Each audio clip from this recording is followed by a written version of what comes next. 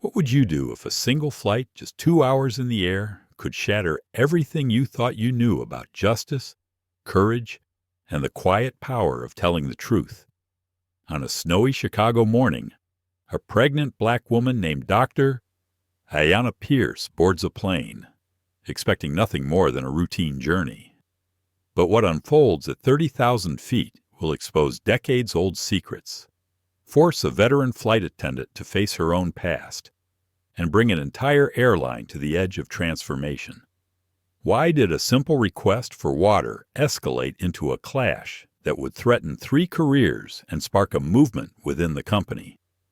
What hidden histories bind a CEO's family and a flight attendant, with regrets she's carried for years? And when rules collide with empathy, whose side will you take beneath the calm professionalism of the crew and the quiet dignity of the passengers? Powerful undercurrents swirl prejudice, redemption, the longing for change. Are we really free from the past? Or do its echoes still shape every choice we make? Stay with us and discover the story that will challenge your heart, your sense of justice, and your hope for a better tomorrow. Don't forget to like, share, and subscribe too. Join us on this unforgettable journey. Now, let's begin. The sound of sharp, shocking cracks seemed to hang in the air, louder than the persistent drone of the engines, louder than the collective intake of breath that rushed through the first-class cabin of Northern Star Airways Flight 2287. Even at 35,000 feet, that sound was unmistakable. It was the sound of flesh striking flesh, a human moment of violence that stopped time. For one suspended second, every passenger sat frozen, the world inside the narrow metal tube suddenly tilting. Silverware clattered on linen tray tables. A toddler's snack cup tumbled to the floor. Conversations died mid-sentence, leaving behind only stunned silence. Dr. Ayanna Pierce, 6 months pregnant, sat rigidly upright in seat 2C. Her eyes were wide with disbelief. Her left cheek was already beginning to redden beneath her smooth brown skin, and one trembling hand rose instinctively to shield the place where the blow had landed. Ayanna's other hand hovered protectively over her belly, where her unborn daughter had just kicked hard in alarm. Her heart thudded in her chest, her breath suddenly shallow and tight. Across from her, Brenda Calloway, the senior flight attendant, stood with her palm still raised, as if the act had not yet registered with her own body. Her face was a map of shock and dawning horror, deep lines etched by decades of midnights and early mornings and the thankless weight of responsibility. Her mouth opened slightly, but no sound emerged. In that brief, burning instant, Brenda's world collapsed into the reality of what she had just done. Every eye in first class was trained on them, and in the stillness, the only movement came from a few seats behind Gregory Lane, impeccably dressed in a navy suit, stood rooted in the aisle. He had just returned from the lavatory, a paper towel still in his hand, only to witness the moment that would change 3 lives and the fate of an entire airline. His expression was unreadable shock, anger, heartbreak, and something colder beneath. No one, not even Ayanna, knew that Gregory Lane was the soon-to-be majority owner of Northern Star Airways. The hush was broken by a gasp, then a chorus of incredulous whispers. A cell phone was already in someone's hand, and a red recording light flickered across the aisle. Somewhere in business class, a baby began to cry. In coach, someone stood up to see what the commotion was. But the real storm, the one that would ripple far beyond this aircraft, was still gathering. It had started, as so many tragedies do, with something small, a simple request, a glass of water, a rule, recited from memory, and the deep, unspoken assumptions people carry. far heavier than any carry-on bag. But before that, before the slap, before the shame and the lawsuits and the national headlines, before the secrets came spilling out, there had been just a new morning, another travel day, and 3 people crossing paths for reasons they only half understood. The airplane pressed through cloud banks, slicing across the endless blue. Somewhere far below, the world carried on, oblivious.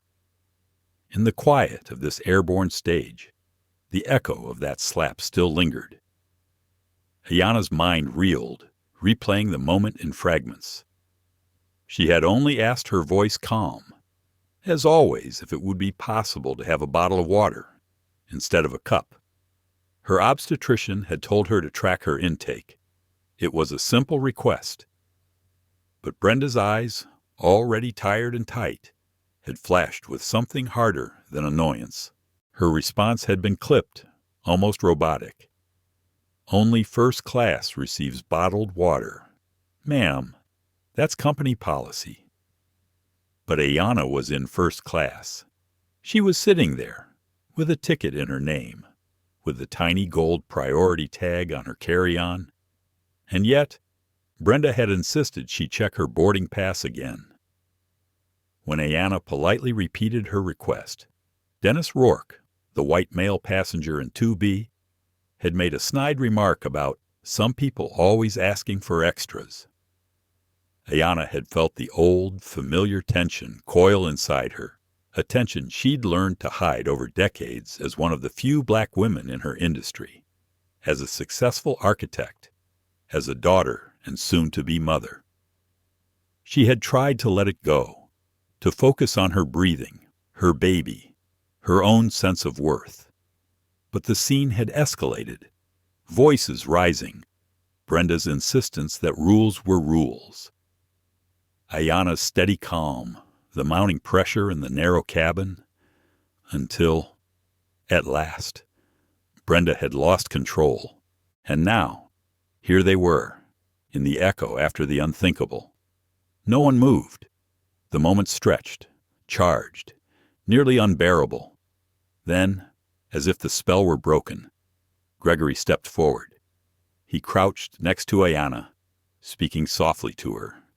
His voice was low, careful, full of love and outrage that burned just below the surface. "Are you hurt?" he asked, not just meaning physically. Ayanna shook her head, but she was not sure it was true. Passengers began to murmur, some reaching for their phones, others pressing call buttons. Brenda seemed rooted in place, her hand trembling now at her side. Mei Lin, the younger flight attendant, appeared at the front of the cabin, her eyes wide with concern. No one yet knew that what had happened in this cabin would not be left at 35,000 feet. It would become a headline, a lawsuit, a reckoning.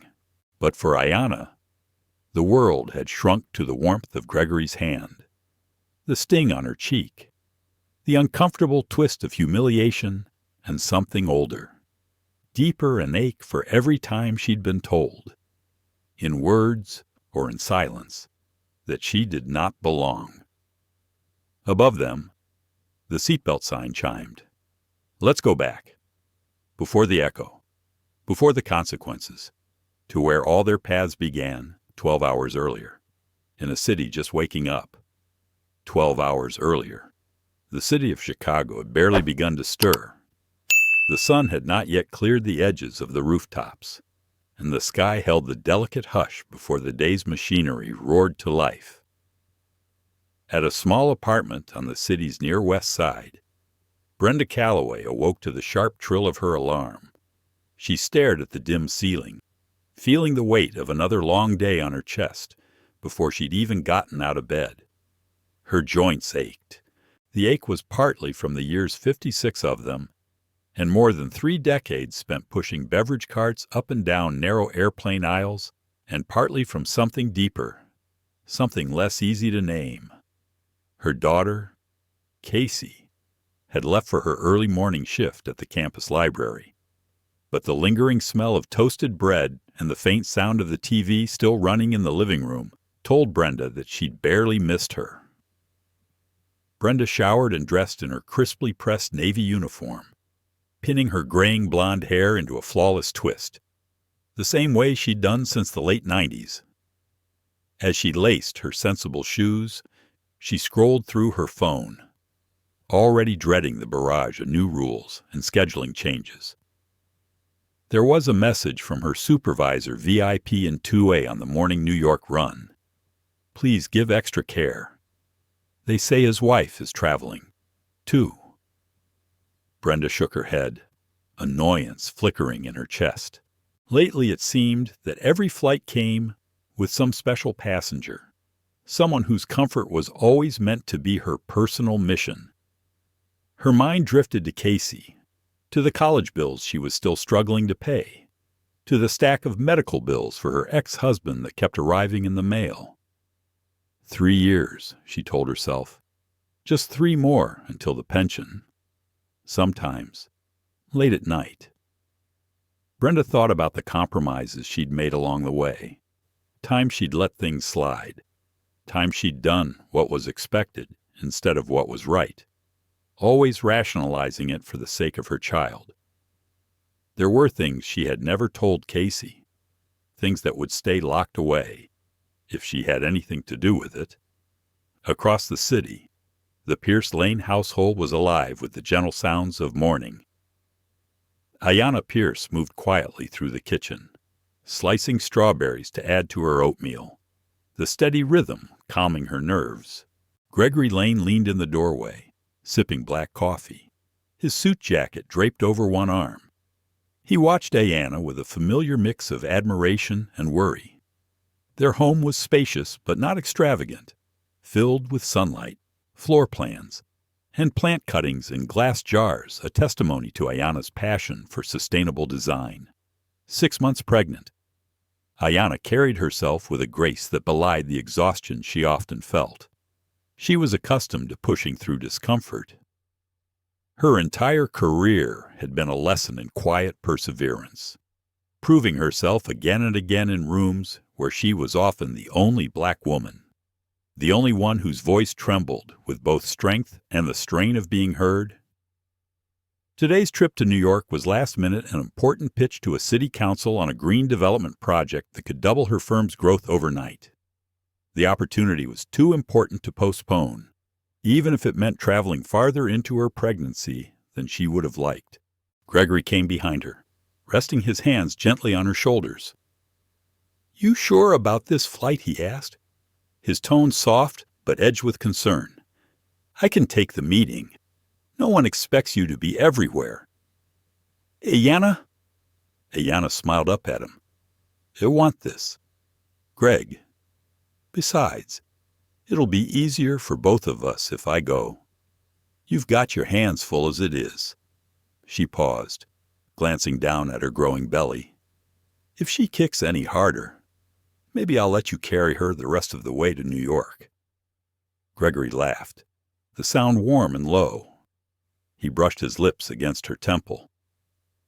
"You're stronger than you think," he murmured. She thought about her mother, about all the women in her family who had walked into the world with their heads held high, even when that world gave them every reason to look down. She wanted her daughter to see that. She wanted her to feel it. After breakfast, they packed. Gregory's assistant had arranged his own ticket first class on the same flight, though they'd booked separately. He liked to fly commercial from time to time, to see how his airline operated when no one knew who he was. Today, his name was just another among the million travelers passing through Midway. As for Ayanna, her business class ticket had been a last-minute scramble. There hadn't been any first-class seats available by the time she'd confirmed her meetings. Ayanna checked her emails one more time, pressing a hand to her side as the baby turned restlessly. She took a steadying breath. She would make this trip. She would close this deal. She would be the woman her mother had taught her to be soft and strong, rooted and rising, all at once, a few miles away. Brenda's daughter Casey sat hunched over her laptop at a campus coffee shop. The early hour meant she had the place nearly to herself, save for a few students cramming for exams and a barista who seemed to exist solely on espresso shots. Oh, Casey scrolled through news alerts. One headline caught her eye. Northern Star Airways poised for ownership change. She knew her mom had worked for the airline for more than half her life. But there were things about that job Brenda never seemed to talk about: old scandals, friends who'd been let go, the constant fear of layoffs. Casey wondered about those secrets, about the long nights her mom spent reading in the living room, about the time she'd caught Brenda staring at her phone with a complicated look, as if she were waiting for something she dreaded. She typed Northern Star Airways discrimination history into the search bar, not really expecting to find anything new, but a link led to an old forum, rumors about a hiring controversy in the early 2000s. A mechanic, someone named Samuel Lane, had applied for a position but never got so much as an interview. Casey didn't know what any of it meant, but she bookmarked the page. She made a mental note to ask her mom about it if Brenda would ever talk. Midway Airport was coming to life. The rhythmic announcements, the hum of suitcase wheels on polished tile, the smell of strong coffee and last-minute perfume. Ayanna arrived early, tucking her travel pillow beneath her arm. She made her way through security, smiling at the young agent who looked surprised to see her flying business class. There was a familiar flicker in his eyes, a hesitation. A moment of sizing her up, but Ayanna had learned long ago to keep her dignity close, like a shield. She moved through the checkpoint with her head high, her boarding pass ready, her baby's heartbeat steady in her mind. Brenda arrived through a side entrance, passing quickly through the employee lane. She greeted familiar faces, trading small talk with Hector, the TSA agent who'd seen her on her worst and best mornings. Another day? Valley teased. Brenda forced a smile, her mind already racing through the mental checklist: uniform perfect, schedule checked, smile practiced, armor on. Outside, Gregory checked his phone one last time before heading inside. He watched the endless parade of travelers, the tiny dramas of reunions and departures, and wondered how many of these people would ever know the stories that played out behind the scenes.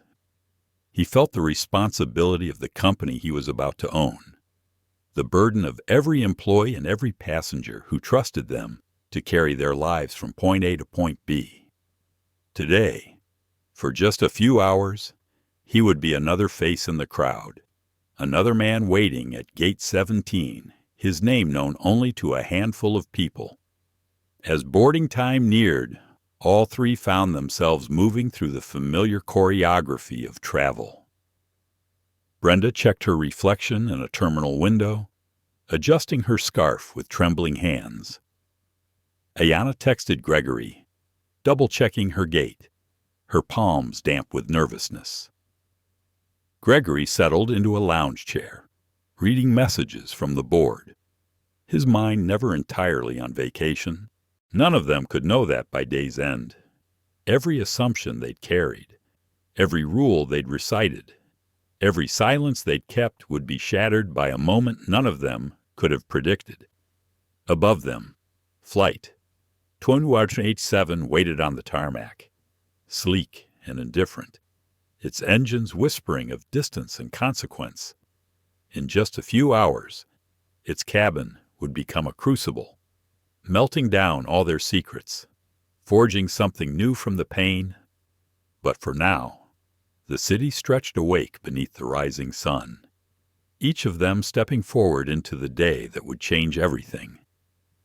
The fluorescent lights of Midway Airport flickered across marble floors as Brenda Calloway wheeled her regulation-sized luggage through the employee corridor. She checked her reflection one last time in the glass wall outside the crew lounge, adjusting the wings on her navy cap. Her smile felt stiff, an old mask she'd worn for decades, but she practiced it anyway.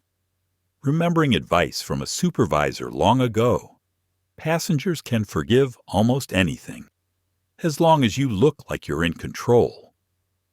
Brenda had a ritual before every flight, and today was no exception.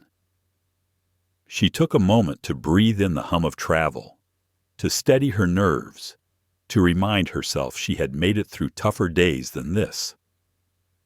She thought of Casey, sending her a silent message of love and protection. Then she squared her shoulders and strode into the main terminal. The concourse buzzed with early morning energy. Announcements echoed over the intercom, merging with laughter and the drone of rolling suitcases. For travelers, it was just another day, another journey. For Brenda, every flight was a small universe with its own weather, its own unpredictable turbulence. Near Gate 17, a line was already forming as business travelers jostled for position. Brenda approached the gate agents, exchanging professional nods. One of them handed her a printout of the passenger manifest. She scanned the list, her eyes catching on two names, Gregory Lane in 2A and Ayanna Pierce in 2C. She remembered the supervisor's message. Extra care for the couple in first class. Please, Mr. Lane is a high-value customer. Brenda bristled at the phrase. Nah, high value to whom? She tucked the list into her folder and greeted Mei Lin, her fellow attendant for the flight. Mei Lin was already setting up the beverage cart, her dark hair pulled into a tidy bun, her eyes bright despite the hour. Mei always seemed to approach the job with a reserve of optimism Brenda no longer understood. Good morning, Brenda, Mei said, offering a warm smile. It's going to be a busy flight. Brenda forced a matching smile. They're all busy lately.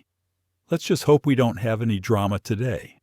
Mei laughed softly, but Brenda heard something in her voice, a hint of caution, a readiness for whatever the day might bring. Down the terminal. Ayanna Pierce wheeled her compact carry-on toward the gate, her pace steady despite the weight of her pregnancy. She paused at a seating area, lowering herself carefully into a chair and opening her phone to review her presentation slides. Her mind buzzed with mental notes, project numbers, team strengths, possible objections from the council, but every few moments, her hand would drift to her belly, where her baby's movements reminded her she was never alone, not even for a second. A gate agent approached and asked, "Excuse me, miss, are you waiting for first-class pre-board?" Ayanna looked up, her tone even. "Yes, my boarding group is first class." The agent scanned her ticket and nodded, though his eyes lingered a moment too long on her.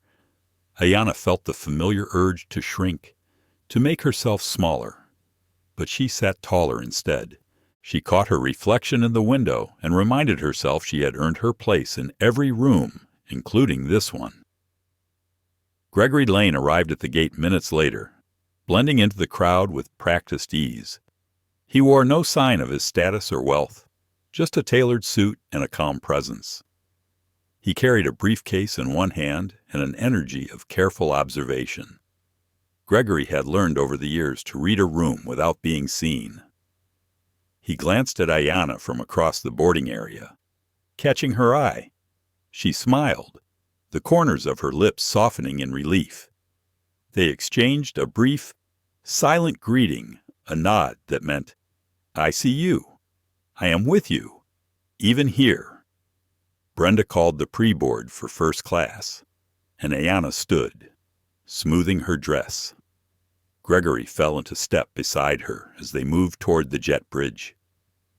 The smell of jet fuel drifted through the air, mingling with the bright scent of sanitizer and the artificial chill from the overhead vents.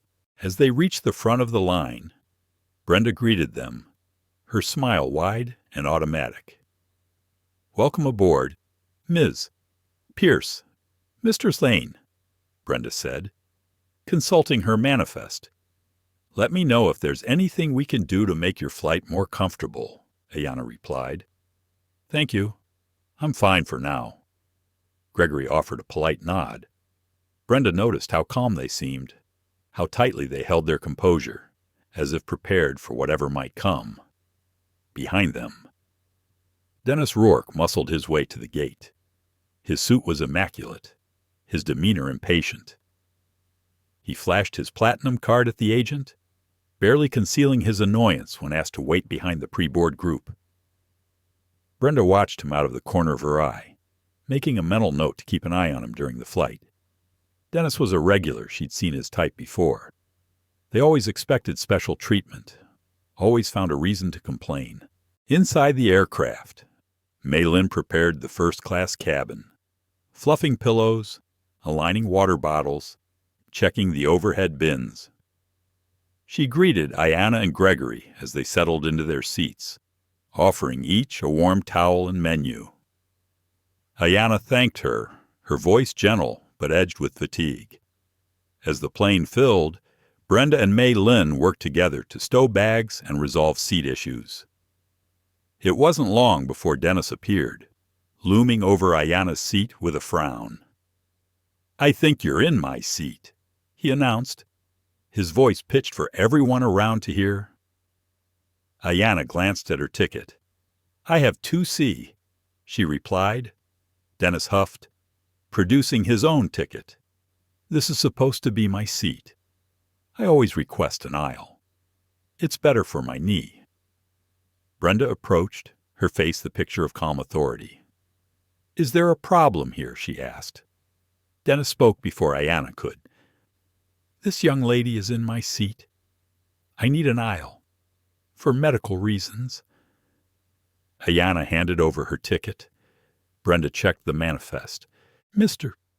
Rourke, your assigned seat is 2B the window, just beside Ms. Pierce. I'm afraid all aisle seats are assigned. If you need special accommodations in the future, please notify us in advance. Dennis bristled, but moved into his seat, muttering, Next time I'll fly with someone who knows what customer service means. Ayanna kept her eyes on her lap, fighting the urge to respond. She took a deep breath and refocused on her presentation notes, but inside, a wave of frustration washed over her. How many times would she have to defend her right to a seat, to space, to dignity? She let her hand rest on her stomach, drawing comfort from the life inside her. Gregory watched the exchange from across the aisle, every muscle in his body tense. He wanted to intervene, to protect Ayanna from these small indignities, but he knew her strength. He knew the pride she took in handling herself, even in uncomfortable situations. He texted her instead, I'm here if you need me. Just say the word. Ayanna's phone buzzed. She glanced at Gregory, her heart softening at his silent support. As the last passengers boarded, Brenda checked each row, her smile fixed but her eyes shadowed. She paused beside Ayanna, offering her a blanket and an extra pillow. If you need anything, let me know, she said, her voice lower now, almost gentle. Ayanna nodded, unsure whether to accept the offer at face value or brace for the next microaggression. Years of experience told her to do both. Once everyone was settled, Brenda took a moment in the galley to gather herself. Mei Lin joined her, bringing a cup of hot water for tea. Rough morning already, Mei asked. Brenda shrugged. It's always something. Isn't it? Special passengers? Seat mix-ups? Entitled complaints? I just want to get everyone to New York in one piece. Mei sipped her tea, considering her words. Sometimes I wonder if we could do better, not just for the passengers, but for each other. Brenda didn't answer. She stared at her reflection in the stainless steel of the galley counter, searching for the woman she'd been when she started this job. Somewhere along the way, the shine had faded, replaced by armor, by resignation. Today, the weight felt heavier than usual. The captain's voice echoed through the cabin, announcing final checks before takeoff. The engines began to hum, building toward a low, powerful roar. Brenda closed her eyes for a moment, centering herself. Whatever the day held, she would face it, as she always had, 1 hour at a time. Ayanna looked out the window as the plane pulled away from the gate. She watched the ground crew wave, the city skyline fading into the distance. In her mind, she repeated the words her grandmother had once whispered to her, the words she hoped to pass to her own daughter. "You are worthy. You belong. You are enough." As the wheels left the runway and the plane soared upward, all their stories climbed with it, rising together toward the inevitable collision that none of them could yet imagine. As Northern Star Airways Flight 92287 leveled off at 35,000 feet, the city of Chicago shrank behind it, dissolving into a quilt of clouds and distant blue. The hum of the engines formed a steady backdrop, almost hypnotic, as the plane slipped into its 2-hour journey toward New York. For most passengers, the excitement of takeoff faded into a soft lull of routine laptops powered up. Eyes drifted to in-flight magazines, and the anticipation of another ordinary trip settled in. But in first class, tension clung to the air. Ayanna Pierce pressed her palms against her knees and exhaled, willing her heart rate to slow. She tried to lose herself in her digital presentation, scrolling through renderings of green rooftops and sunlit courtyards, but she could still feel Dennis Rourke's glare from beside her. Every time the man shifted, his elbow encroached on the slim boundary between their seats. His size exaggerated, as if to make sure she understood she was in his way. Ayanna had learned to coexist with discomfort. Her career in architecture had taught her about boundaries, not just of space and structure, but of belonging. She knew the difference between the discomfort that came from growing pains, the stretch of ambition, and the discomfort of being quietly pushed aside. She recognized the second kind immediately. Mei Lin began the beverage service with her characteristic efficiency, moving gracefully down the aisle. When she reached Ayanna and Dennis, she offered a warm smile. "Good morning. Would you like anything to drink?" Ayanna smiled back, her voice polite. "Could I please have bottled water?" "If you have it." Dennis cut in before Mei Lin could reply. "I'll take a coffee. 2 creams, 1 sugar, and make sure it's hot this time." Mei Lin nodded, marking his order. "To Ayanna," she said. "Of course. I'll bring a bottle right away." Before she could turn away, Brenda appeared from the galley, her presence imposing. She scanned the row, her eyes narrowing slightly at the sight of the bottled water request. "May, just cups for business class." Remember, Ayanna's face remained composed, but inside, she felt the small jab of being corrected in public. Mei Lin hesitated, glancing at Ayanna. "She's in first class. Brenda." Brenda's eyes flicked to Ayanna's ticket tucked in her seat pocket. "Right. Sorry. Ms. Pierce, we have a limited supply for first class today. If you need more, I can refill your cup." Ayanna nodded, hiding her disappointment. She had heard this script before. The gentle refusal dressed in rules and scarcity. Mei Lin handed her a cup, her expression apologetic. "Let me know if you need a refill," she whispered. Dennis muttered, "Some people always want more than they're given," not bothering to hide the comment.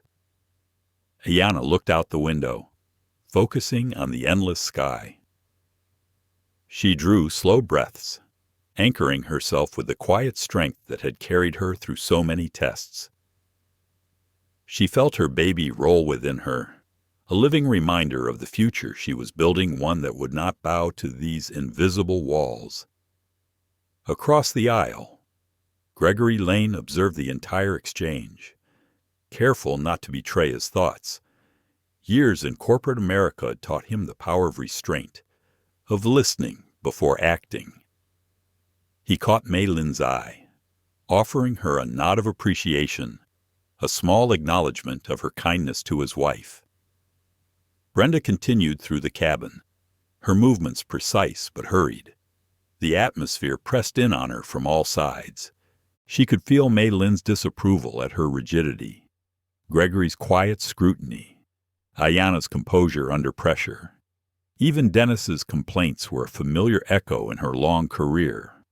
The voices of passengers always lingered, some grateful, some entitled, all expecting her to be the face of grace under fire. Yet beneath her routine was a simmer of anxiety she couldn't explain.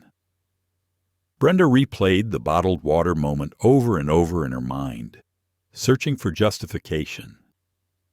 She'd told herself 1,000 times that rules were rules, that if she bent for one passenger, she'd have to bend for them all. But now, she wondered if she was using policy as a shield. She remembered an incident years ago, a quiet man in maintenance who never made it past the hiring board, and how she had signed off on the decision without asking questions. That memory crept up at the strangest times, a ghost pressing against her conscience. In the galley, Maylin prepared Dennis's coffee, her hand steady but her jaw set. She returned to his seat, delivering the drink with professional calm. Dennis sipped, then made a face. "It's lukewarm. I asked for it hot." Maylin apologized and promised to bring another. Ayanna watched the exchange, wondering at the small power games people played in the sky. She glanced at Gregory, who gave her a reassuring smile. Their eyes met in quiet solidarity, a lifeline amid the storm. Ayanna's phone buzzed in her purse. She checked the message. It was from Gregory. "How are you holding up?" "Want me to say something?" she typed back. "I'm okay. Don't worry about me. I've been through worse." Gregory's reply was quick. "I know, but you shouldn't have to be strong all the time." Ayanna's chest tightened. She closed her eyes for a moment, letting herself feel the comfort and the ache in his words. Back in her seat, Brenda took a moment to collect herself. She poured herself a cup of water, her hands trembling just a bit. The memory of that old hiring decision flickered again, vivid as a nightmare. She remembered the look on the man's face when he came in for his final interview, the hope, the dignity. She remembered the way her supervisor had said, "We need to think about team fit." She remembered how she'd nodded and signed her name. Maylin joined her for a moment in the galley. "Are you all right?" she asked quietly. Brenda shrugged, a practiced gesture. "Just tired. A lot on my mind." Maylin nodded. "I know it's hard. I just think sometimes we have a chance to do better, even if it's just water, or listening." Brenda looked away. She wasn't sure she believed in small changes anymore. After 30 years, the system always seemed to swallow kindness whole. As service continued, Dennis began a loud phone call he'd switched to Wi-Fi, barking instructions to an assistant back in Chicago. His voice carried a constant reminder that some people expected the world to revolve around them. Ayanna tried to focus on her work, but every so often she caught bits of his conversation diversity hire, wasting time with these environmental projects, people who think they're owed something. Each word chipped away at her calm. She considered calling for Brenda, but remembered the earlier exchange. Instead, she took a deep breath and sent Gregory a new text. "I just want to make it to New York with my dignity intact." "Is that too much to ask?" he replied. "No, love, it isn't. I see you." The words buoyed her. But Ayanna felt a familiar struggle rise inside her. Why did it always come back to this, her fighting for the most basic decency, as if she were asking for the world instead of a seat and some water in the galley? Brenda leaned against the counter, feeling the weight of every decision pressing down on her. For a moment, she imagined what it would feel like to stop hiding behind the rules, to simply do what she felt was right. The idea scared her more than she wanted to admit. Ayanna shifted in her seat, feeling a wave of fatigue. She closed her eyes, surrendering to the hum of the plane, the promise of the sky ahead. For a moment, she let herself believe that change was possible, that one day the world would meet her strength with gentleness. As the plane soared on toward New York, the cabin held its collective breath. Unseen currents of conflict, both old and new, began to stir. And somewhere between Chicago and the clouds, each person on board braced themselves for the turbulence within and without that was still to come. The beverage cart clinked as Brenda Calloway navigated it down the aisle, the wheels catching every seam in the thin carpet. Each step was measured, each smile carefully arranged. But Brenda's mind was miles away from the routine. She replayed the earlier encounter with Ayanna Pierce and May Lynn, dissecting every word. Rules are rules, she told herself for the 100th time.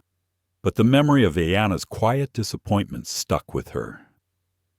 Brenda's hands tightened unconsciously around the handle of the cart. In the cabin, Ayanna shifted in her seat. She had managed to refocus on her presentation for a while, letting her mind dive into floor plans and feasibility studies. But the edges of fatigue crept in. Her back ached. The baby rolled and stretched, insistent. Ayanna adjusted the waistband of her maternity dress and took a sip of water from the cup May Lynn had provided, trying to make it last. She caught the faint reflection of herself in the window eyes steady, posture perfect, but beneath the surface, her thoughts were a swirl of irritation, sadness, and a stubborn kind of hope. Dennis Rourke had quieted for the moment, but his presence was felt in every stiff movement. He read his newspaper, rustling the pages with the air of a man deeply inconvenienced. Ayanna knew the look well. She had seen it at city council meetings, on job sites, in boardrooms, always some variation of polite resistance that seemed to say, "You're not really supposed to be here." May Lynn paused in the galley, glancing at Brenda, who was preparing a tray for the next row. "I'll check on business class," May offered, hoping to lighten the load. Brenda hesitated, then nodded, her expression unreadable. She watched May move through the curtain, her movements purposeful, her optimism undimmed by the day's frictions. As the cart drew closer, Gregory Lane looked up from his laptop. He watched Brenda's progress, noticing the tension in her posture, the brief flickers of something like regret across her features. Gregory was skilled at reading people, years of negotiating, years of listening to what was not being said. He understood the stakes of every small decision, how a simple yes or no could ripple out, changing the course of a day or even a life. Brenda arrived at his seat. "Mr. Lane, can I offer you anything else?" He gave her a polite smile. "Just a bottle of water. Please." Brenda hesitated, her hand hovering over the bottles. "Of course," she said after a pause, handing one to him. "Is there anything else your party needs?" Gregory's eyes flicked to Ayanna, across the aisle. "My wife is in 2C. She's pregnant, and her doctors asked her to track her water intake. If it's possible, could she have a bottle as well?" Brenda's smile tightened. "I understand your concern, sir, but we have to follow our guidelines. Bottled water is reserved for first class only, and I just gave you our last one for now." I can offer unlimited refills in a cup." Gregory considered her for a moment. He recognized the careful neutrality in her voice, the way she wrapped the refusal in a layer of policy. "Thank you. I appreciate your help," he replied, his tone calm, but his gaze steady. Brenda moved on, but the interaction lingered. She found herself thinking of all the time she had explained rules to passengers, all the time she had been thanked, and all the time she had been resented. She wondered which one this would be. Back in her seat, Ayanna took another sip of water. She let her eyes close for a moment, listening to the hush of the cabin. She wished she could sink into that hush, let it wrap around her and carry her somewhere far from scrutiny. But instead, she felt a tap on her arm. It was Mei Lin, kneeling quietly in the aisle. "Here," she whispered, producing a fresh bottle from her service apron. "Don't tell anyone. We keep a few extra for emergencies. I think you count as one today." Ayanna smiled in genuine relief, her eyes softening. "Thank you, May. I really appreciate it." May grinned. "It's nothing. If anyone asks, you didn't get it from me." Ayanna's fingers closed around the bottle, cool and reassuring. She turned it in her hand, feeling the weight of this small act of kindness. It meant more than she could say. Sometimes, in the middle of all the rules and roles, it was the quiet gestures that made the difference.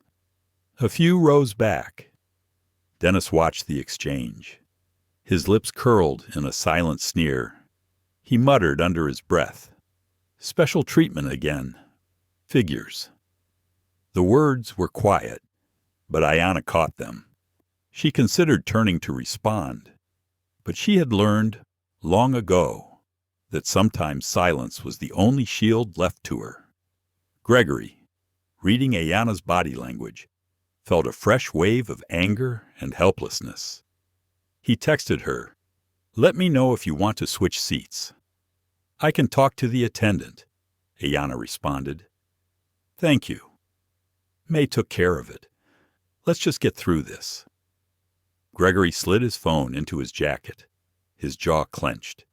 He glanced out the window at the endless sky, thinking of his father, who had taught him to stand tall in the face of injustice, but also to choose his battles.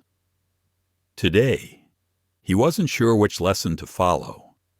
In the galley, Brenda caught Mei Lin returning from business class, her face brighter than it had been all day. "Did you find everything you needed?" Brenda asked, her voice carefully neutral. May nodded. "All good. Just trying to keep everyone comfortable." Brenda's eyes lingered on her for a moment. She wanted to ask how May kept her optimism intact, but the words wouldn't come. Instead, she poured herself a cup of coffee, her mind drifting to memories she'd tried hard to bury. It was almost 20 years ago, but the scene was clear as if it were yesterday. A hiring committee, a stack of resumes, and a name that had made her supervisor pause. The decision had already been made before the interview, she realized later. But at the time, she had signed her approval and moved on. Now, every time she recited company policy, she wondered if she was still signing her name to the same kind of injustice.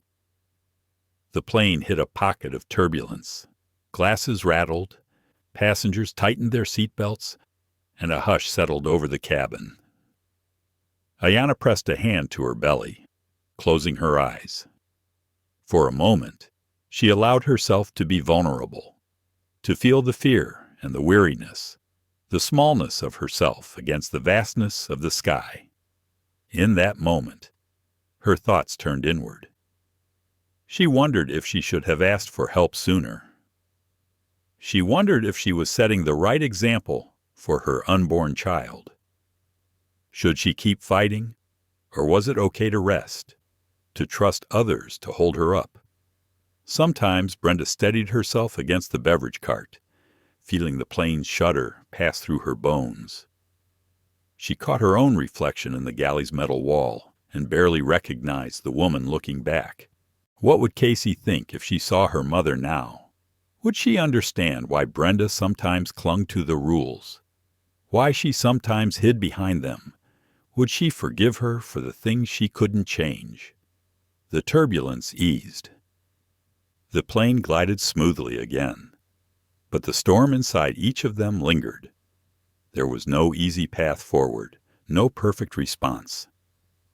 Dennis flagged Brenda as she passed his seat. "Next time, try not to run out of the good stuff," he said with a smirk. Brenda forced a smile. "We do our best to accommodate everyone." "Sir?" Dennis snorted and returned to his paper.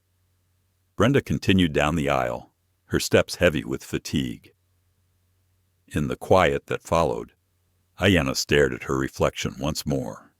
She pressed the water bottle to her lips, savoring the coolness, the brief relief. For the first time since boarding, she allowed herself to hope that maybe, just maybe, things could change. Maybe not today, maybe not for everyone, but for this moment, for herself and her child.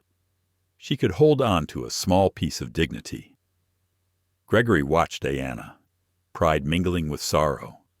He wanted to shield her from every harm, but he knew that her greatest strength was the courage she carried within herself. And Brenda, finishing her round, paused at the galley, the rules and regrets of a lifetime echoing in her ears. She wondered what would happen if, just once, she let her heart lead instead of the handbook. High above the world, 3 lives circled the same unspoken question. What does it really mean to care for another person? And what are we willing to risk to do it? As Flight 2287 began its slow arc over the Appalachian Mountains, the cabin lights dimmed to a gentle amber. Passengers nestled into their seats, lulled by the predictable choreography of travel. But in first class, the air was tight with anticipation and hidden tension. Even the soft clatter of utensils seemed sharper, more revealing. Ayanna Pierce reclined her seat as much as her belly would allow, rubbing small circles where her daughter pressed closest to the surface. Every movement was a reminder her own mother's gentle hands, her grandmother's stories of dignity and endurance, the lineage of women who had taught her how to endure with grace, but not to accept being diminished. As she watched the clouds streak past, Ayanna considered her options. Part of her wanted to confront Dennis Rourke directly, to answer each passive-aggressive comment with the measured authority she wielded in her own boardroom. But she hesitated. The exhaustion of years spent battling the same old prejudices had worn deep grooves inside her.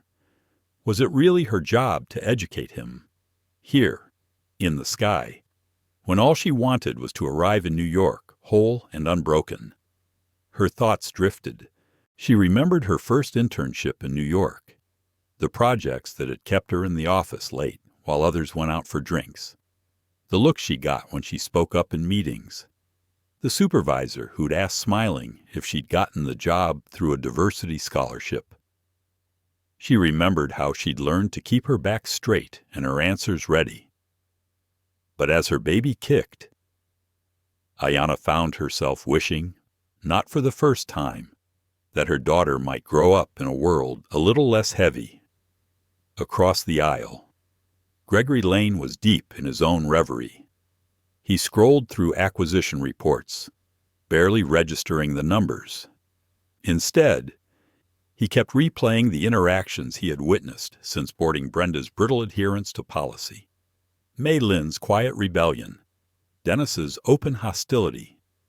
Gregory had built his career on learning from what others missed, on sensing when to push and when to wait. He wondered what it would mean to inherit not just the profits of an airline, but its burdens, the legacy of decisions made and damage done. Could he change the culture of a company so set in its ways, or would it change him? He glanced at Ayanna, seeing the fatigue etched into the slope of her shoulders, the tension in her jaw. He knew she would say she was fine. That was how she survived. But he also knew the cost, how even small indignities could accumulate, growing heavier with every year. Gregory promised himself, as he so often did, that he would use whatever power he had to make things better for her, for their family, for every unseen passenger whose story never made the headlines. Near the front galley, Brenda Calloway felt the old restlessness rising. The plane was calm, but her mind was far from it. She busied herself stacking trays, checking inventory, reviewing her mental script for the next safety announcement. Still, her thoughts wandered back to 2002, the hiring committee. The name on the application, Samuel Lane. She hadn't made the final call, she told herself that often, but she had sat in the room while decisions were justified with words like fit and team culture. She had signed her approval because she needed her job, because Casey was just a toddler and her ex-husband had already started missing child support payments. But Brenda's signature was there, plain as day. She sometimes saw it in her dreams. Now. As she watched Gregory Lane settle into his seat, Brenda felt the weight of her own complicity. She wondered if he was related to that applicant all those years ago, and if he was, what it might mean for both of them. May Lynn, meanwhile, moved quietly through the business class cabin, checking on passengers, straightening blankets, sharing small kindnesses that often went unnoticed by those who didn't need them. She stopped at Ayanna's row, offering a gentle smile.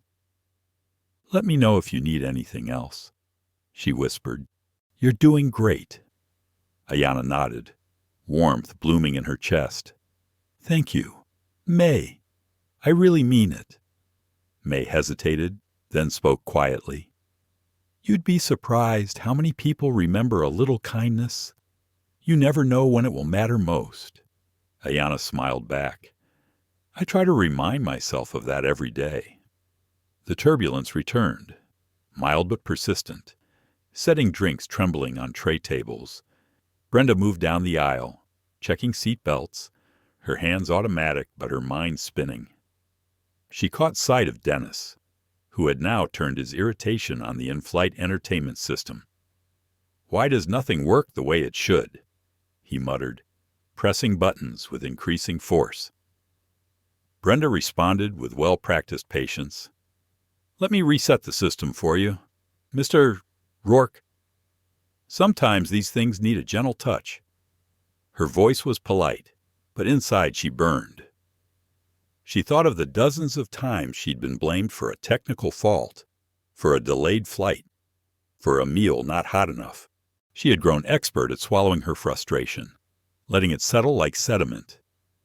She moved on, pausing at Ayanna's row. "Ms. Pierce, can I get you anything else?" Brenda asked, her tone softer than before. Ayanna looked up, surprised. For a moment, both women saw the weariness in each other's eyes, the fatigue that comes from trying to hold the world together. "Actually, I could use some ice," Ayanna said. "The baby's pretty active." Brenda nodded. "I'll bring it right away." As she walked to the galley, she caught her own reflection once more. Her hand hovered over the ice scoop, then stopped. What would it feel like, she wondered, to do the right thing without hesitation, to let go of fear, even for a minute, as she returned? Maylin caught her eye and offered a subtle nod of encouragement. Brenda handed the cup of ice to Ayanna, feeling a small sense of relief. "Thank you," Ayanna said sincerely. "You're welcome," Brenda replied, meeting her gaze. For the first time that day, she felt seen. In the row behind, a little girl reached for her mother's hand. "Why is that lady sad, Mommy?" she asked in a stage whisper. Glancing at Brenda, the mother smiled awkwardly. She's just working hard, honey. Sometimes grown-ups get tired. Ayanna overheard, her heart aching with empathy. She wondered how many women like Brenda had stood between her and outright hostility over the years, sometimes protecting her, sometimes unknowingly adding to her burdens. Gregory put his laptop away, finally giving in to the fatigue in his own bones. He closed his eyes, letting the hum of the engines lull him, but sleep was slow to come. His mind chased after memories, his father's long hours, the nights he'd spent patching up their old car because he couldn't get hired at the company where he'd apprenticed. Gregory wondered if Brenda knew, if anyone knew, that these patterns stretched back decades, shaping destinies before a person even took their first breath. Brenda, finishing her rounds, checked her phone in the galley. A message from Casey blinked on the screen. "Mom, did you ever hear about a man named Samuel Lane at work? I found something online for my ethics class." Brenda's hand shook. She pressed her lips together and typed back, "Let's talk when I get home." She felt the familiar pang of secrets left too long in the dark. In the soft light of the cabin, Ayanna closed her eyes and listened to the steady rhythmic beating of her own heart. She reminded herself that even here, suspended between past and future, she was enough. Her strength was not in her ability to endure, but in her willingness to hope. As the plane began its slow descent into New York, the city's lights flickered on the horizon, each one a possibility, each one a reminder that no journey ends without first confronting what lies behind. All around them, the passengers of Flight 2207 prepared for landing. But for Ayanna, Gregory, Brenda, and even Mei Lin, the real arrival would not be measured by wheels touching down, but by the reckoning waiting for them on the ground. The plane's wheels touched down at JFK with a muted jolt, the sense of arrival mingling with the low, collective sigh of relief from the passengers. Overhead bins creaked open as people jostled for coats and briefcases, eager to disembark and slip back into the anonymity of city crowds. But in the front cabin, the air felt heavier, the routine of landing masking the undercurrents that had flowed all flight long. Ayanna Pierce gathered her things carefully, her motion slowed by the persistent ache in her lower back and the subtle dizziness that had crept in during descent. She felt Gregory's hand on her shoulder, a quiet reassurance. They shared a glance, each searching the other's face for signs of lingering wounds. There were no words needed. They both understood that some bruises were deeper than skin. Brenda Calloway moved briskly through the aisle, checking on passengers, her professional mask firmly in place. Each thank you she uttered at the door was automatic, but when she reached Ayanna and Gregory, her voice softened. "I hope you both have a good day," she said. Her eyes lingered on Ayanna for a fraction longer. "Take care of yourself." Ayanna met Brenda's gaze, seeing the complicated swirl of regret, fatigue, and something almost like hope. "Thank you, Brenda," she replied. "I will." Dennis Rourke pushed past them, his suitcase banging into Ayanna's leg. He did not apologize. Brenda tensed but said nothing. It was not the first time she had watched someone like Dennis walk away without a second thought, leaving others to carry the invisible weight of his arrogance. As the last of first class stepped off the plane, Brenda lingered at the door, waiting for the business class and main cabin to empty out. Maylene joined her, her face flushed from the rush of landing checks.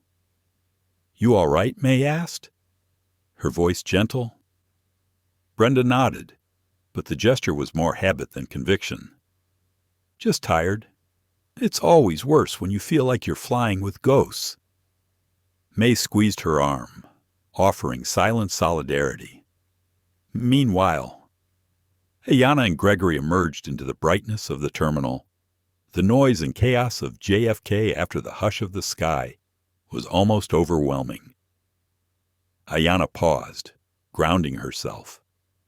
She glanced at her phone and saw a message from her project partner confirming the afternoon's pitch meeting. She straightened, tucking her anxiety away. There was no room for doubt now. She had to perform, no matter what.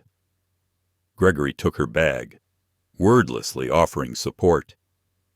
As they moved through the terminal, he kept his eyes on the crowd, ever vigilant. His mind raced with thoughts of the coming board meeting, the acquisition paperwork burning a hole in his briefcase, the implications of what he had witnessed on the flight. He thought about culture not just corporate, but human. How every rule, every bias, every moment of kindness or cruelty rippled outward, shaping lives. At the baggage claim, Ayanna leaned against a pillar, rubbing her temple. She felt the press of exhaustion in her bones. The baby moved, a slow roll beneath her skin, reminding her that everything she did now was doubled herself and the child, both navigating a world that was not always gentle. Gregory checked the flight tracker on his phone. "We have a few hours before the meeting," he said softly. "Let's get you some real food." Ayanna smiled, appreciating his care. They found a quiet cafe tucked away from the main stream of travelers, over tea and fruit. Ayanna recounted her feelings from the flight, choosing her words with care. Gregory listened, his attention unwavering. When she finished, he took her hand. "You shouldn't have to fight for the basics," he said. "Not on my watch, not if I can help it."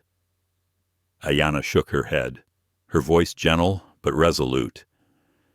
"You can help, but so can I. We do it together. Greg." Back on the plane, Brenda supervised the last checks. May Lynn stayed to help, even though her shift technically ended at arrival. They moved through the aisles, collecting stray magazines, restoring order to the space that had, for a few hours, held so much turbulence. Brenda's phone buzzed. It was a text from Casey. "Are you still in New York? I really want to talk." Brenda's stomach twisted. She knew what the conversation would be about. She glanced at May, who raised an eyebrow in silent question. "Family stuff," Brenda explained, her tone flat. "Things from before you were hired. Mistakes I made a long time ago." May nodded, understanding that there were some stories that could not be shared at 35,000 feet, or perhaps ever. As Brenda stepped off the plane into the employee corridor, she found a quiet corner and dialed Casey's number. The phone rang twice before her daughter picked up, her voice edged with anxiety. "Mom, I found this old lawsuit online, from when I was little, about a mechanic named Samuel Lane. Why is your name on the committee list? Why did you sign off on it?" Brenda closed her eyes, the fatigue of decades crashing over her. She spoke quietly, her words careful but honest. "Casey, I did what I thought I had to. Back then, I had you to think about. The company made it clear who they wanted. I didn't fight it. I'm sorry. I wish I could tell you it was different." Casey was silent for a long moment. When she finally spoke, her words were soft. "I just want to understand. Mom, did you ever regret it?" Brenda's throat tightened. Every day. But sometimes, regret isn't enough to change what's already done. After she hung up, Brenda sat with her head in her hands, the clamor of the terminal all around her. She thought about Samuel Lane, about Gregory, about Ayanna. She wondered if there was any way to make things right, or if the best she could do was to stop the harm from continuing. In a quiet conference room at the airport, Gregory prepared for his meeting with the board. He paced, reviewing his notes, but his mind kept drifting to the flight, to the way Brenda had looked at him, to the way Ayanna had held herself with dignity, even under pressure. He wondered if today was the day he would finally speak openly about his father, about what had been taken from their family and from so many others. Ayanna, meanwhile, sat by the window, her hands folded over her belly. She watched planes lift off into the sky, thinking of all the journeys, all the hidden stories crisscrossing above the earth. She closed her eyes and offered a silent wish that her daughter would grow up never questioning her worth, never shrinking herself to fit someone else's idea of what she deserved. Back in the crew lounge, Mei Lin packed up her things, pausing to check her messages. There was one from her sister. "How's work? Are people being kind?" Mei smiled sadly. She typed back, Some are trying. It's not easy, but I think maybe it matters." As the afternoon stretched on, the four lives moved separately through the city, but all felt the pull of what had happened in the sky. Each carried the scars of the morning, some visible, some not. Each wondered what would come next. For Brenda, the day was not over. There would be a return flight to Chicago that evening. For Gregory and Ayanna, a meeting that could change the course of the airline's future. For Mei Lin, another crew assignment, another chance to choose kindness. For Casey, a new understanding of her mother's past. But in their hearts, a question lingered. How do you fix what was broken by silence? How do you move forward when the past is always waiting at the gate? The afternoon sun slanted low across the tarmac as Ayanna Pierce and Gregory Lane made their way back through JFK's bustling concourse. Their meeting had been challenging but productive, with Ayanna's presentation earning measured nods from city officials. Still, a layer of fatigue clung to her, mingling with nerves about the return flight. She paused at a shop near their gate, picking out a bottle of orange juice, craving something fresh after a long day of bottled water and airplane air. Gregory watched her with concern. "How are you feeling?" he asked softly. Ayanna offered a wan smile. "Tired, but I want to go home, and I'd rather fly than take the overnight train." She squeezed his hand, drawing strength from his presence. At Gate 23, Brenda Calloway checked the crew manifest. A quirk of scheduling a sick call from a junior attendant meant she would be working the return flight to Chicago with Mei Lin again. Brenda's stomach tightened. She knew she would see the Lanes again. The past seemed to loop back on itself, refusing to let her rest. She glanced at her phone and saw another message from Casey. "Are you flying tonight? We should talk soon." "I have more questions." Brenda typed a quick reply after we land. "Honey, I promise."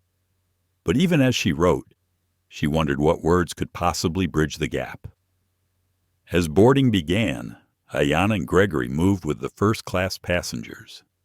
This time, the gate agent greeted Gregory by name, a subtle recognition of his growing influence in the company. Brenda felt it, too, the energy shifting in the air as rumors of the acquisition began to surface among the crew. Ning. As Ayanna settled into 2A, Brenda offered her a quiet greeting, her voice gentler than it had been that morning. "Welcome back, Ms. Pierce. If you need anything during the flight, please let us know." Ayanna studied Brenda's face, searching for any trace of the earlier chill. What she saw instead was exhaustion and something like remorse. "Thank you, Brenda. I appreciate it." Gregory stowed his briefcase and took his seat beside Ayanna, squeezing her knee in reassurance. He could feel the tension in her body, the careful way she arranged her seatbelt, the deep breath she took before relaxing into the cushion. He wished he could make everything easier for her. He wished the world would. Dennis Rourke boarded late, clearly annoyed. He brushed past the crew, muttering about delays and incompetence. Brenda watched him with a sinking heart. She felt a strange premonition, a sense that the lines between professional and personal were blurring, and that this flight would test her in ways the morning's journey hadn't. As the plane taxied and lifted into the darkening sky, Mei Lin began the beverage service, her smile undimmed by fatigue. Brenda moved through the cabin, her motions practiced, but her mind elsewhere. She found herself replaying old conversations, committee meetings, whispered warnings, the pressure to conform, to keep quiet. Was she really so powerless, then or now? Or had she simply chosen comfort over courage? She approached Ayanna and Gregory with the drinks cart. "Would you like some water or juice?" she offered, her tone lighter than before. Ayanna hesitated. "Could I have bottled water this time? And maybe a ginger ale?" "If you have it." Brenda nodded, handing over the requested drinks without a word about guidelines. "Let me know if you need anything else." Gregory smiled. "Thank you, Brenda." The exchange was simple, but it reverberated inside Brenda. She felt Mei Lin's approving glance from a few rows back. For a moment, Brenda allowed herself to believe that small choices could matter, that redemption might begin, not with grand gestures, but with daily acts of decency. Midway through the flight, turbulence rattled the plane, unsettling trays and nerves alike. Passengers murmured, some gripping their armrests, others closing their eyes in silent prayers. Ayanna breathed deeply, riding the swells as she always had first in her own childhood, then in boardrooms, now in the sky. She glanced at Gregory, who was absorbed in an email chain about the upcoming board vote.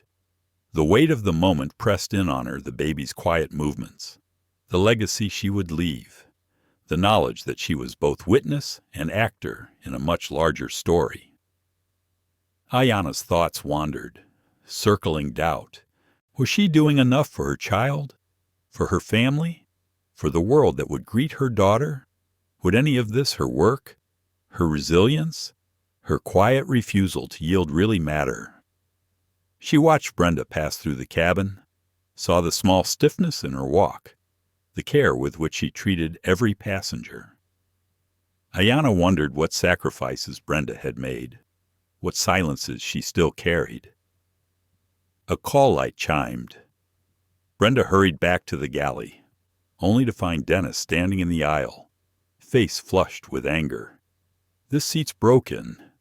You call this first class? My back is killing me. And the Wi-Fi's out again."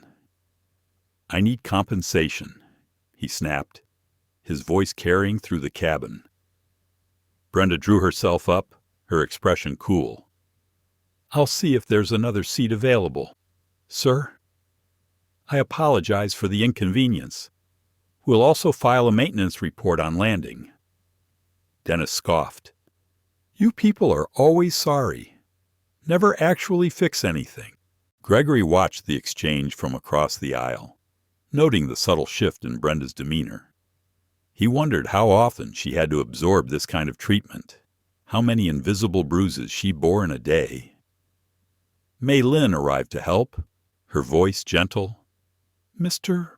Rourke, would you like a pillow to support your back?" "We're doing our best." Dennis grumbled, but took the pillow. As Brenda and Mei Lin moved away, he muttered, "Some of us paid for service, not just for show." Ayanna caught Brenda's eye as she passed, her own expression soft with understanding. She wanted to say something. "You don't deserve this," or "You did the right thing," but she settled for a small, grateful smile. The cabin lights dimmed for the evening. Outside, only the faint glow of the wingtip disturbed the darkness. Ayanna drifted into a light sleep, dreams flickering with images of her childhood home, her mother's hands braiding her hair, her grandmother's voice singing old hymns. Brenda paused in the galley, hands braced against the counter, eyes closed. She replayed Casey's words, the pain and accusation woven together. Had she really been so afraid all those years ago, or had she convinced herself the cost was too high, because she did not want to face what resistance might bring? She remembered Samuel Lane's smile, the pride in his handshake. She remembered her own father, who had spent his life fixing things for other people, but never quite managed to mend his own broken hopes. May Lynn placed a hand on Brenda's shoulder. "We're almost there," she whispered. Brenda nodded, holding back tears. She wondered what it would feel like to confess everything to Gregory, to Ayanna, to her daughter. Would they understand? Or would her confession only add another stone to the burden she already carried as the city lights of Chicago rose into view? Brenda squared her shoulders. Maybe this flight was not just a return home, but a chance to begin again. When the seatbelt sign flickered on, Ayanna woke. She felt Gregory's hand in hers and squeezed it tight. "Almost home," he said. Ayanna looked out into the night and let herself hope quietly, stubbornly, that some journeys really did bring you closer to the truth.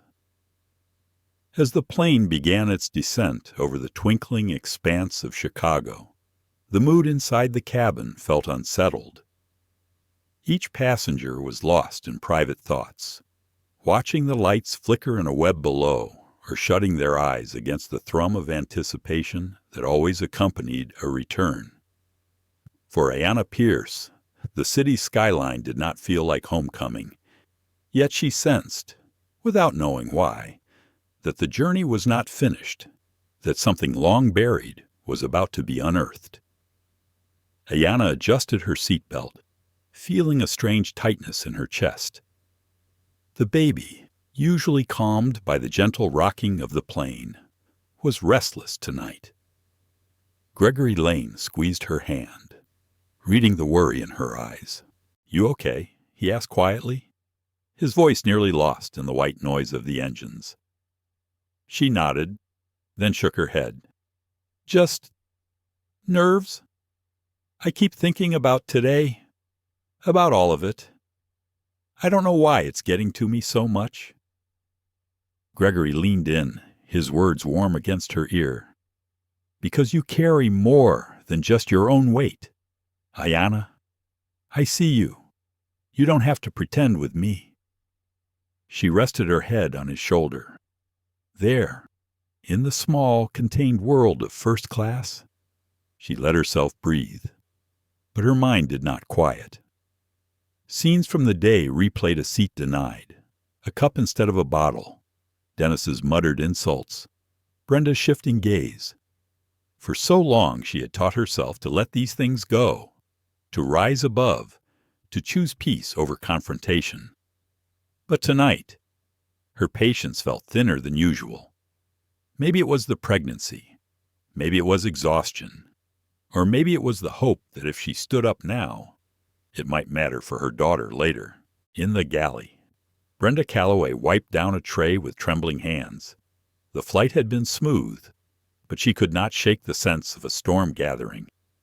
The schedule mix-up that had placed her on both legs of the journey felt, in some way, like fate. She had spent her entire career smoothing over rough edges, keeping passengers comfortable and the cabin orderly, yet she felt more exposed than she had in years. Every time she passed Ayanna's row, she remembered the old committee room, the papers she had signed, and the certainty she had felt that silence was the safest path.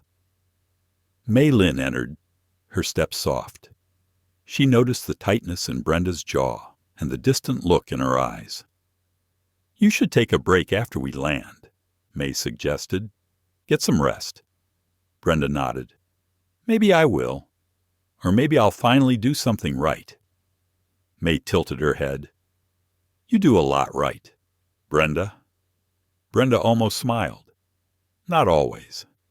Not when it counted most. In the main cabin, Dennis Rourke grumbled at the slow pace of deplaning preparations. He pushed the call button, then jabbed at it again. Impatient, Brenda responded, her tone polite but weary. Yes, Mr. Rourke. He scowled. You never fixed my seat. I want compensation. I pay for first class and get nothing for it. Maybe I should talk to your supervisor. Or the new owners, whoever they are. Brenda's response was measured. I'm sorry, sir. We'll be happy to file a maintenance report and refer your complaint to customer service. Dennis rolled his eyes, unconvinced. Sure, just like last time. As Brenda walked away, May Lynn met her in the aisle. He's not worth your peace, May whispered. Brenda nodded, but she felt her heart race. It wasn't just Dennis. It was all the unspoken resentments, the years of enforced silence, the burden of small decisions that felt harmless until they were all added up. She wondered, not for the first time, whether it was too late to be brave. In the row ahead, Ayanna felt the plane bank for final approach. The captain's voice came over the intercom, calm and routine. Passengers, please ensure your seatbelts are fastened, tray tables stowed, and all carry-on items secured. Ayanna closed her eyes, but images flickered behind her lids, her mother teaching her to walk with her chin up. Her first job where she learned not every smile meant kindness, the hope she carried for her child. She felt the ache of generations in her bones. Gregory watched her quietly. He knew she was fighting an internal battle, one that he could not fight for her. He thought about his own father, Samuel Lane, and the opportunities lost to a locked door, a missing application, a decision made by people who thought they were just following the rules. Gregory's hands tightened on his lap. He had promised himself that his family story would be different. The wheels touched down with a shudder. The cabin erupted in the usual flurry phones turning on, seatbelts popping, anxious passengers crowding the aisle. But the lanes stayed seated, waiting for the rush to pass. As the plane taxied to the gate, Brenda prepared for the last routine of the night farewells at the door.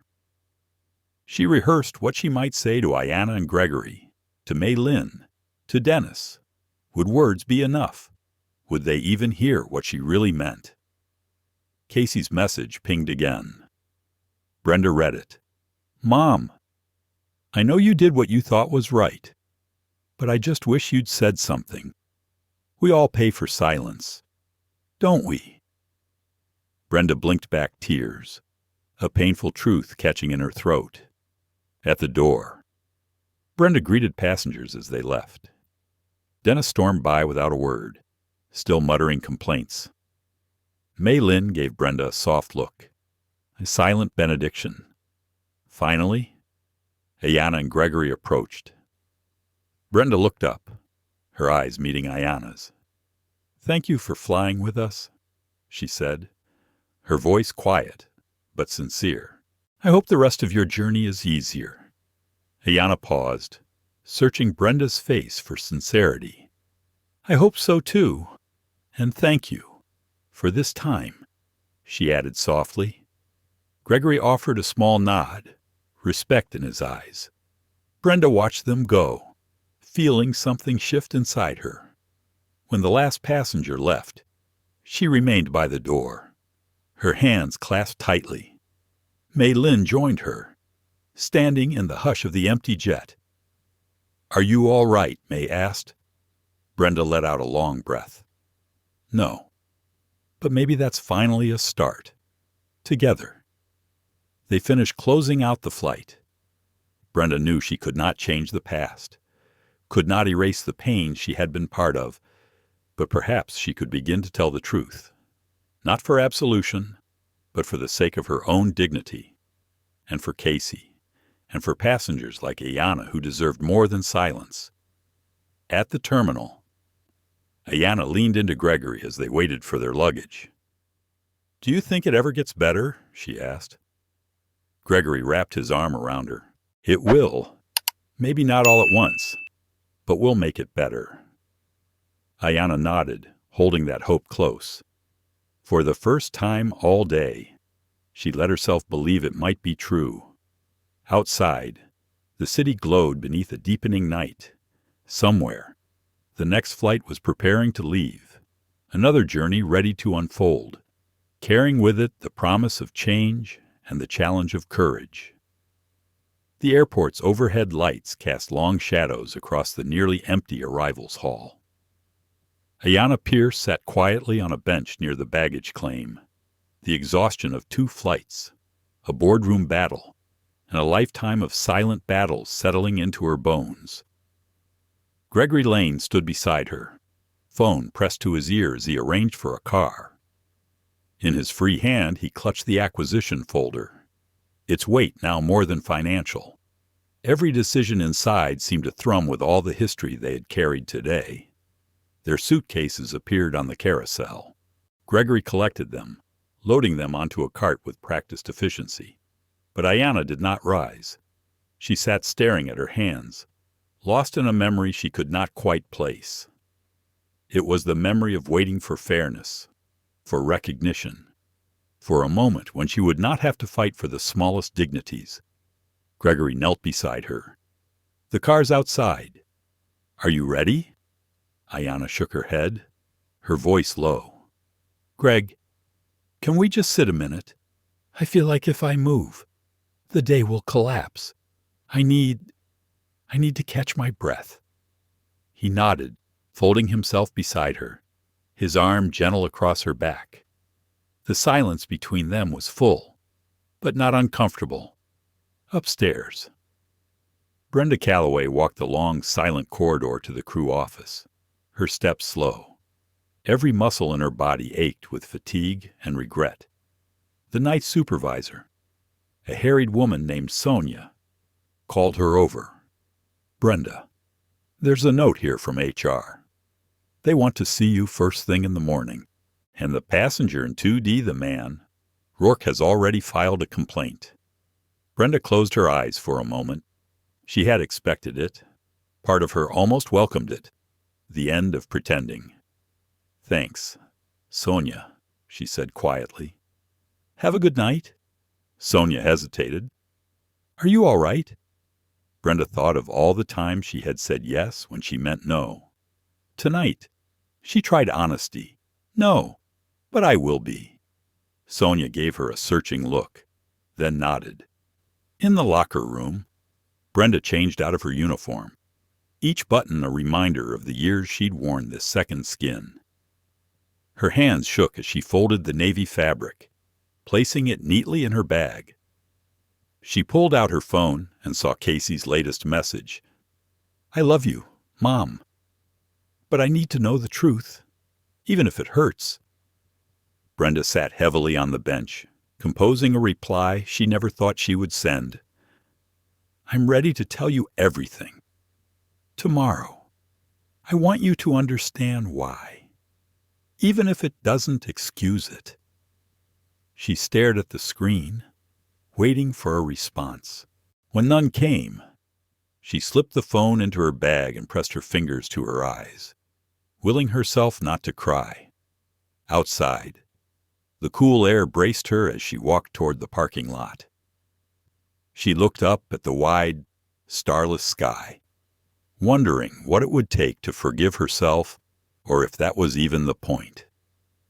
Maybe the point was to do something now, with the truth. Elsewhere in the airport, Mei Lin paused outside the staff lounge, hesitating before entering. The flight had left her drained, but her thoughts were with Brenda. She remembered the stories her own grandmother had told, about small acts of courage that could ripple out and change the world in ways no one could foresee. May wondered if, someday, she would have her own story of quiet bravery to tell. She pulled out her phone and texted Brenda, "I'm here if you need to talk. No judgment, just a friend." Brenda replied simply, "Thank you. That means more than you know." Meanwhile, Ayanna and Gregory finally made their way outside. Letting the humid Chicago air hit their faces, their driver, a young woman with bright eyes and braided hair, greeted them with a smile. "Welcome back. A long flight." Ayanna managed a tired smile. "You could say that. In the back seat."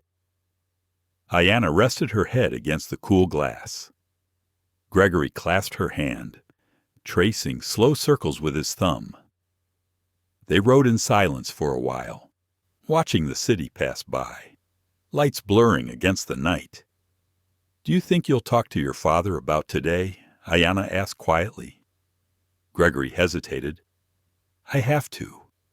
If I'm going to run this airline, I can't pretend anymore. I can't let the past go unspoken."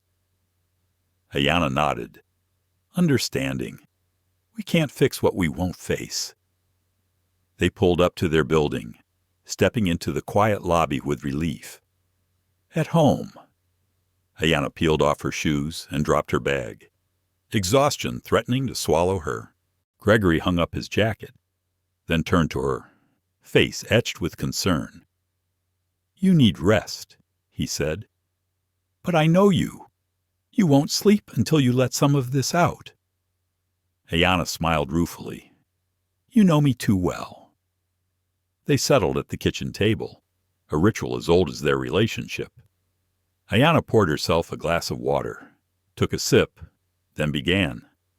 "I keep thinking about my mother, how she used to tell me to walk tall, even when the world tried to shrink me. She'd say, 'Dignity is not a favor. Ayanna, it's your birthright.' But dignity feels so fragile some days, like I have to guard it from 1,000 tiny cuts." Gregory listened, his hands folded, the weight of his own day settling on his shoulders. "I watched Brenda today," Ayanna continued. "I saw something change in her, and it scared me. It made me wonder if I've become too used to letting things go, too used to saying, 'It's fine,' even when it isn't." Gregory reached for her hand. "You're not wrong for choosing peace. You're not weak for being tired." Ayanna looked down. "Maybe, but maybe we need to get louder. For ourselves, and for the people who can't." Gregory nodded, the resolve settling in his bones. "Tomorrow, I meet with the board. I'm not just going to talk about financials. I'm going to talk about what matters." Ayanna squeezed his hand. "Do it. Not just for us. For your father. For everyone who's been told to wait, to be patient, to accept less." They sat together in the silence, the city's lights blinking through the windows. The night felt heavy with possibilities. Brenda, meanwhile, drove home with the radio off, the hum of the car soothing in its steadiness. She thought of Ayanna's quiet grace, Gregory's fierce protectiveness, Mei Lin's unwavering kindness. She thought of Samuel Lane, whose face she'd only seen in a black and white staff photo, and Casey, whose future was still unwritten, at a red light. She spoke aloud to the empty car. "I'm sorry," she whispered, "but I'm going to try to do better, even if it's late." When she reached her small house, she sat in the driveway for a long time, watching the porch light flicker in the darkness. Finally, she gathered her things and went inside, the weight of the day lifting just enough to let her imagine something better ahead. Back in their apartment, Ayanna lay awake, staring at the ceiling, listening to the steady rhythm of Gregory's breathing beside her. She rested her hand on her belly, feeling the flutter of life within. "You're going to be okay," she murmured. "We're going to make it better for you."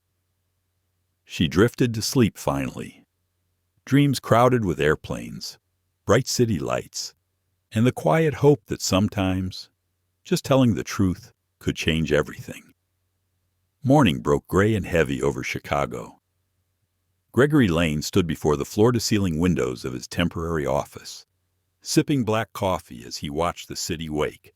The acquisition paperwork sat open on his desk, but his eyes were elsewhere on memories, regrets, and a sense of obligation that felt suddenly immense. The day ahead would be decisive. The Atlantic Aurora Board would meet at noon, and for the first time since the rumors began, Gregory would speak as their new controlling owner. Downstairs, Ayanna Pierce made breakfast in silence.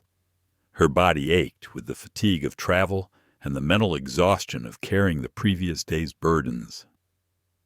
As she cracked eggs into a bowl, she remembered the faces from the flight, the silent passengers, Brenda's wary gaze, Dennis's scowl. She felt the echo of her mother's voice. They may try to wear you down, Ayanna, but you're here to rise. For the first time in a long while. Ayanna wondered if she had the strength left to rise again. Gregory joined her, his presence gentle but focused. He kissed her cheek and poured her tea. Are you coming to the meeting? He asked softly. She hesitated. Do you want me there? Gregory met her eyes. I need you there. Not for the board, but for me. Ayanna nodded. Then I'll be there.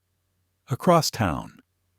Brenda Calloway arrived at the HR office, her hands cold despite her thick gloves. She passed Sonia in the hall, who offered a sympathetic nod. Brenda's heart hammered as she took a seat across from the director, a middle-aged woman named June Olson. June's expression was not unkind, but her tone was official. Brenda, we've received a complaint about your conduct on Flight 2287. Mr. O'Rourke alleges that you failed to address his concerns and spoke to him in an unprofessional manner. Is there anything you want to say before we move forward?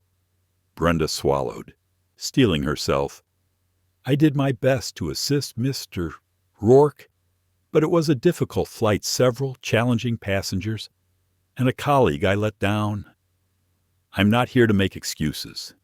June, I'm here to tell the truth. I'm tired of hiding behind the rules. June raised an eyebrow. This is about more than just last night. Isn't it? Brenda nodded. Yes, for a long time. I've done what I was told. I enforced policies, even when I knew they hurt people. Yesterday, I saw what that looks like. I saw it in a passenger's eyes, a black woman, 6 months pregnant, who asked for a bottle of water and was told no, because the rules said no. I saw myself, years ago, in that hiring committee, signing papers I knew weren't right. I've been part of this system too long not to see it for what it is. June listened in silence as Brenda's words tumbled out about the committee, about Samuel Lane's missing application, about Ayanna's treatment on the flight, about the way fear and inertia had kept her silent. By the time she finished, Brenda felt lighter and more exposed than she had in years. You understand this could mean disciplinary action, June said quietly. Even termination. Brenda nodded. Yes, I understand. June leaned back, watching Brenda carefully. We'll be in touch after the investigation. Thank you for your honesty. Brenda stood and left the office, her legs shaky, but her spirit oddly calm. She texted Casey as soon as she was outside. Told the truth. Finally, I'll explain everything tonight. I love you. At the Atlantic Aurora headquarters, the boardroom filled with tension. Some members whispered nervously. Others kept their eyes glued to the stack of financial reports. Gregory entered with Ayanna at his side. Several directors glanced at her, some surprised, some uncomfortable, some respectfully curious. Gregory opened the meeting. Thank you all for being here. Before we begin, I want to address more than just numbers and contracts. I want to talk about the soul of this airline and the responsibility we all share for the culture we create. There was a murmur of unease. A few board members exchanged glances, as if bracing for a confrontation. Gregory continued. Yesterday, my wife and I traveled as ordinary passengers. What we experienced wasn't just a matter of policy. It was a matter of how dignity is offered or denied, how rules can become barriers instead of bridges. For years, my family has been shaped by this company, not always for the better. My father, Samuel Lane, applied for a job here 25 years ago. He was never hired. The official reason was cultural fit. He paused, letting the words hang in the air. Some faces turned pale. Ayanna reached for his hand under the table. Gregory pressed on. I've read the files. I know what those words meant. I know who signed those papers. And I know that culture doesn't change by accident. It changes when we tell the truth, even when it's uncomfortable. He glanced at Ayanna, drawing strength from her steady gaze. I'm not interested in running a company that's content to survive on habit. We're going to build something better. That means reviewing every policy, every protocol, every practice that has been used to justify indifference or exclusion. A senior director cleared her throat. Gregory, this is a complex business. We can't just throw out every guideline. He shook his head. I'm not talking about chaos. I'm talking about humanity. We serve people, not just numbers. If that's not our guiding principle, then nothing else matters, Ayanna added, her voice clear. People remember how you make them feel. If you want loyalty customers or employees, you start with respect. There was a pause as the board absorbed her words. Some looked chastened, others skeptical, a few inspired. Gregory outlined his plan, a third-party audit of all personnel and service policies, a new diversity and equity office with real power, open listening sessions for employees at every level, a process for anonymous feedback that would actually prompt investigation, not just another box checked on a form. When he finished, there was a different energy in the room, a mix of apprehension and hope. Change was coming, and it would not be incremental. As the meeting adjourned, a few directors approached Gregory and Ayanna, offering private words of support or guarded questions. Gregory thanked them, but in his heart, he knew the hardest conversations were still ahead. On her way home, Brenda received a message from May Lynn. You were brave today. Whatever happens, I'm proud of you, Brenda replied. Thank you. I don't know what comes next, but I know I can face it now. At home, Casey was waiting, her eyes anxious but hopeful. Brenda set down her bag, hugged her daughter tightly, and began to tell her the story, the real one, from the beginning. As she spoke, Casey listened, sometimes crying, sometimes asking hard questions, sometimes just holding her mother's hand. By the time the story was finished, the sun was setting, painting the sky with streaks of gold and crimson. Brenda felt empty and full all at once. She had lost her certainty, but gained her voice. That night, Gregory and Ayanna sat together by their living room window, the city twinkling below. They were quiet for a long time, content to share the space that truth had carved out for them. Tomorrow is a new beginning, Ayanna said softly. Gregory nodded, pulling her close. And this time, we're writing the rules. 3 weeks later, a thin layer of snow dusted Chicago's runways, lending the airport a brightness that seemed to spill through every window and corridor. Dr. Ayanna Pierce moved through the familiar concourse of Atlantic Aurora with new eyes. She carried herself lightly, the subtle swell of her pregnancy now unmistakable beneath her winter coat. Today wasn't business as usual. She had been asked to fly as the airline's first customer experience fellow, reviewing in-flight service for a new internal audit. It felt strange to be both seen and unseen, to move among staff as a passenger, but with the quiet knowledge that her voice now mattered in rooms where it had never carried before. Gregory Lane had spent the morning in back-to-back calls, coordinating the first wave of reforms he had promised at the board meeting. Policies had already begun to shift. Crew had attended bias awareness training. Anonymous reporting lines had launched, and a new employee council was in place. But he was under no illusion that change came easily. The day's real test, he knew, would play out far from boardrooms, at 30,000 feet, between strangers whose stories rarely made it into annual reports. As Ayanna approached her gate, she saw Brenda Calloway at the podium, checking boarding passes and offering directions with her usual calm professionalism. Brenda looked different, less guarded, her smile a little less automatic, a little more genuine. Her supervisor, June Olson, stood nearby, quietly observing.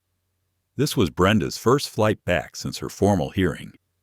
After days of investigation, witness interviews, and a long, public apology from Brenda, HR had decided not to terminate her. Instead, they had asked her to help lead the new diversity and equity initiative, to turn the lessons of the past into tools for the future. Maylin hurried over, bouncing on her toes, her youthful energy undimmed by the early hour. "Ready for today," she whispered to Brenda, her voice brimming with hope. Brenda nodded, nerves fluttering in her stomach. She glanced at Ayanna, recognition flashing across her face, and then walked over to greet her. "Dr. Pierce, welcome back. It's good to see you." Ayanna smiled warmly. "It's good to be seen, Brenda." They shared a moment of understanding, two women who had come through storms and chosen not to let the worst moments define them. The flight boarded quietly. Ayanna was settled in first class, greeted by a new crew member, Carmen, who had just completed the company's revised training. Brenda oversaw the boarding process, checking in with both passengers and crew, keenly aware of every small detail. When the cabin doors closed, Ayanna gazed out at the frozen city below. She felt the weight and freedom of this new beginning, the responsibility of her new role, the simple hope that her story and the stories of so many others would not fade into silence again. As the plane rose into the sky, Brenda made her way through the aisle, noting each passenger's needs. She stopped at Ayanna's seat and asked quietly, "Would you like bottled water or something else today?" Ayanna smiled, recognizing the gesture. "Bottled water, please. Thank you." Brenda nodded, retrieving it without hesitation. There was no discussion of guidelines, no reminders of policy, just the dignity of a simple request answered. Elsewhere on the plane, Maylin helped an elderly man with his overhead bag. Carmen assisted a nervous teenager on her first solo flight, and the usual mosaic of stories unfolded quietly in the background. But the air felt different. Passengers seemed less tense. There was laughter from the rear galley and a feeling new, fragile, but real, that this flight might be the start of something better. Halfway through the journey, Brenda paused in the galley, composing herself. She took out her phone and texted Casey. "First flight back. Feels different. I'm scared, but proud." "Love you," Casey replied almost instantly. "You're changing things. Mom, I'm proud of you too. For the rest of the flight." Brenda moved with a confidence she hadn't felt in years. She checked on crew, reassured anxious passengers, and caught herself smiling for no reason at all. When she glanced back at Ayanna, she found herself wishing she'd spoken up sooner, but also realizing that it was never too late to start. As the flight began its descent into New York, Ayanna scribbled notes in her journal. She reflected on the microaggressions she had endured and witnessed, the importance of advocacy, the difference a single voice could make. She wrote down Brenda's name, along with May Lynn's and Carmen's, promising herself she would honor them in her report. She wanted to be honest about what still needed to change, but also about what had already begun. Landing was smooth, almost gentle, as if the plane itself understood the day's significance. Passengers filed out slowly, thanking the crew. One young woman with a service dog stopped to compliment Brenda. "You made me feel safe today. That means more than you know." Brenda blinked away sudden tears. "Thank you for saying that. It means a lot." Outside the gate, Gregory waited for Ayanna. When he saw her, he hugged her fiercely. "How was it?" Ayanna looked at him, the fatigue in her eyes balanced by pride. "Different. Not perfect, but better. I think we're actually building something real. Greg." He kissed her forehead. "That's all I ever wanted." Back at her apartment that night, Brenda sat at the kitchen table, reading a letter she'd received from Samuel Lane's widow. The woman wrote, "Thank you for telling the truth. Thank you for trying to fix what you could. My husband always believed change was possible, even if it came too late for him. I'm glad to know he was right." Brenda wept openly, unashamed, then dried her tears and dialed Casey. They talked late into the night, not about the past, but about the future and the kind of world they hoped to build together. Elsewhere, May Lynn recounted the day's kindnesses to her sister, marveling at the difference a few small acts had made. Carmen texted her own family. "Today I learned why little things matter." In the Lane home, Ayanna and Gregory held each other quietly, feeling the baby kick, the night warm with possibility. They knew that the journey was not finished, that setbacks would come, that there would be days when progress seemed to vanish. But they also knew, with a certainty forged in trial, that the arc of their story, and perhaps the world's, had begun to bend toward justice, however slowly. Ayanna drifted off to sleep, whispering a promise to her daughter. "You will know your worth. Little one, you will never have to fight alone."